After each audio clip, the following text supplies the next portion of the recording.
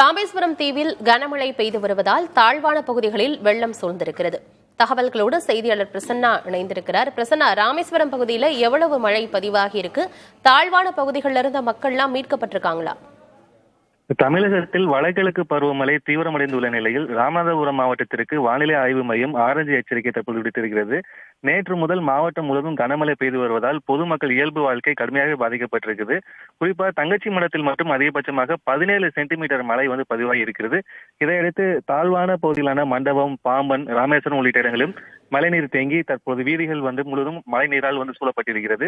குறிப்பாக மண்டபம் பகுதியில் கலைஞர் நகரில் குடியிருப்புகள் வெள்ளம் சூழ்ந்து தனித்தீவு போல் தற்போது காட்சியளிக்கின்றன. அதன் தற்போது பறந்து பறவை காட்சியில் பார்த்துக் கொண்டிருக்கிறோம்.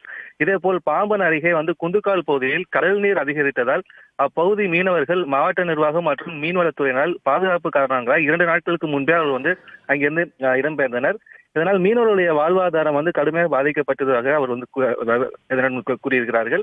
மேலும் அவர்களுடைய மீன்பிடி படகுகளை பாதுகாக்க ஒரு நடவடிக்கை எடுக்க வேண்டும் என்கிற கோரிக்கை முன்வைத்திருக்கிறார்கள்.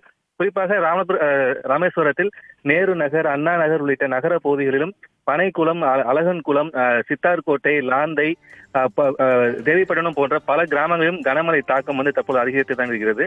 மாவட்டத்தில் தற்பொழுது மழைநீர் முழுமையாக வெளியேற முடியாமல் மாவட்ட நிர்வாகத்தின் உதவியோடு மோட்டார் வச்சு தற்போது அந்த மழைநீரை வெளியேற்றிக் கொண்டிருக்கிறார்கள். தொடர்ந்து மழை பெய்து வருவதனால் விளைநிலங்களில் மழைநீர் தேங்காதவாறு மாவட்ட நிர்வாகம் நடவடிக்கை எடுக்க வேண்டும் என விவசாயிகள் கோரிக்கை முன்வைத்திருக்கிறார்கள். ஆனந்தி, தகவல்களுக்கு நன்றி பிரசன்னா.